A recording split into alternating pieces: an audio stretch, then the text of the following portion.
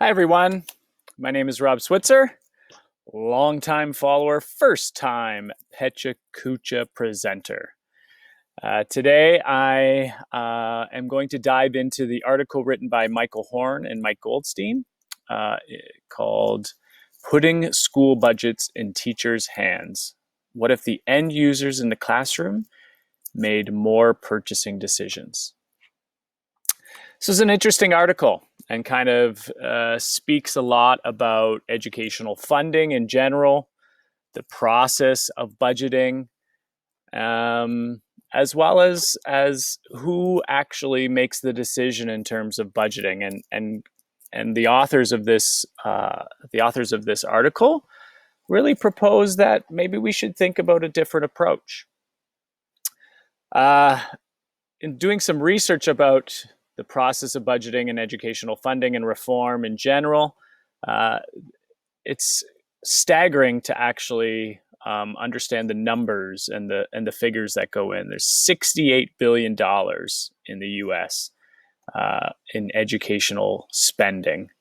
And a interesting fact of the last couple of years is that that funding and that money allocated for education is actually reduced. And so, as a little side note, my wondering about the last few months and how COVID-19 will radically alter schools, but also it'll radically alter the process of funding and budgeting for schools.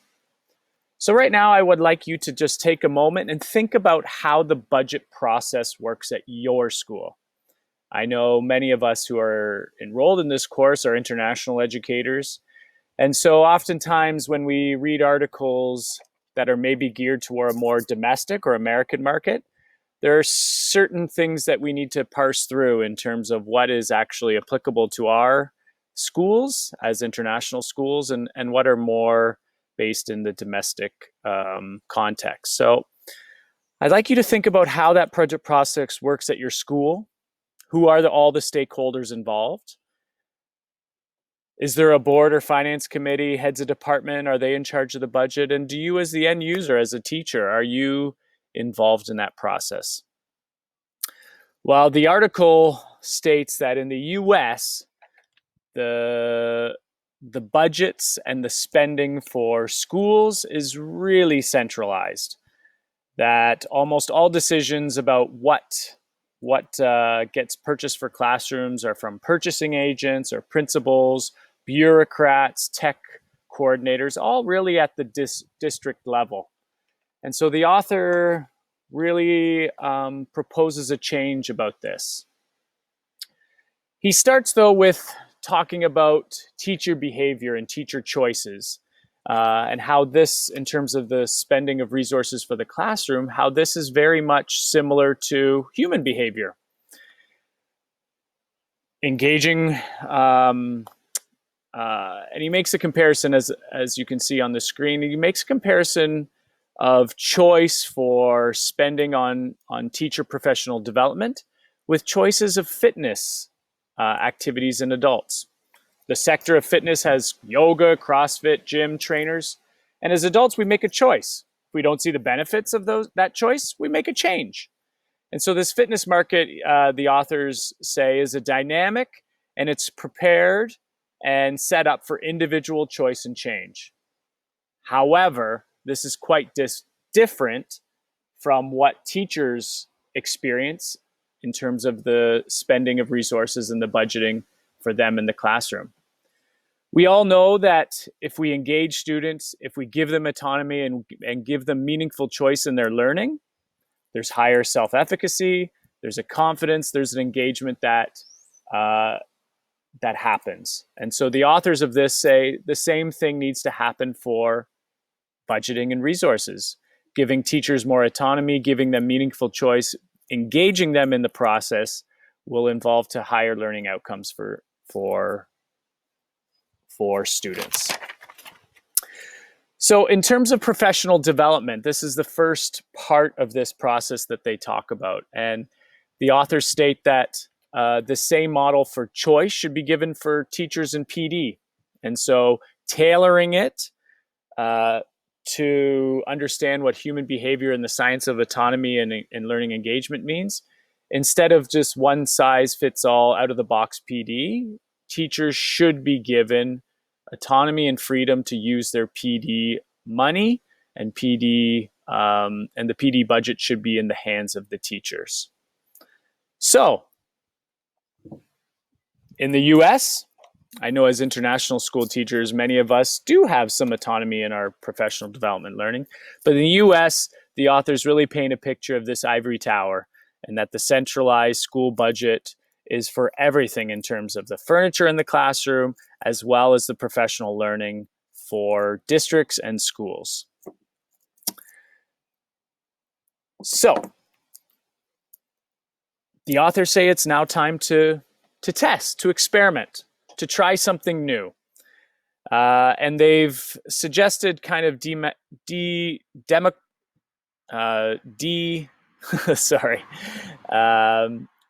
decentralizing the PD budget funding for teachers. And so creating a teacher marketplace so individual teachers can make their own professional development purchasing decisions is something that should be tried and experimented on.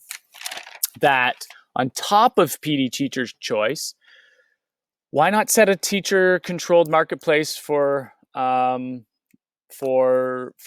and for the spending of funds?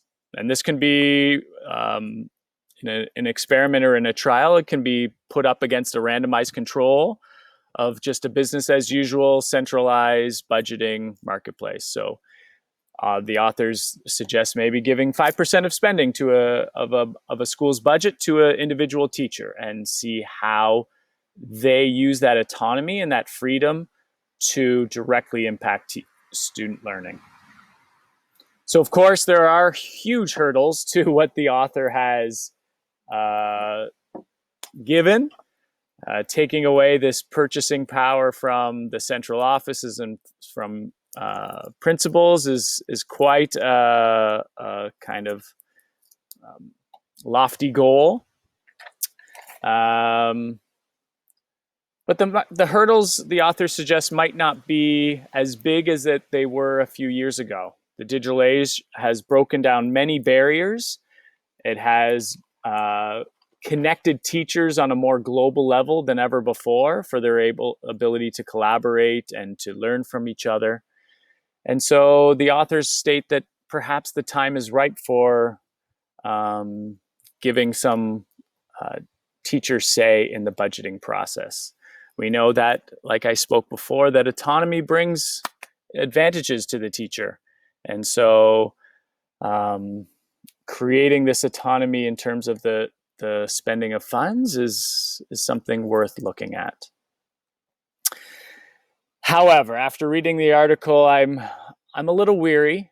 I am all for teachers having a little more say in the budgeting process. But the authors kind of go on a side tangent when they talk about monetizing the decentralizing of budgeting might monetize some apps, some educational apps, and bring on a new industry. They talk about a Donor's Choice website platform where fundraising efforts where teachers could take their funds and then try to increase them. They also talked about teacher sharing allocated unused budgeting. So this kind of barter system. It's really messy and complicated. And so without the economies of scale at the purchasing level, I just feel like there would be a lot of waste in the budgeting process if it was totally opened up. But I certainly think there is a time and a place for teachers to be a part of the budgeting process.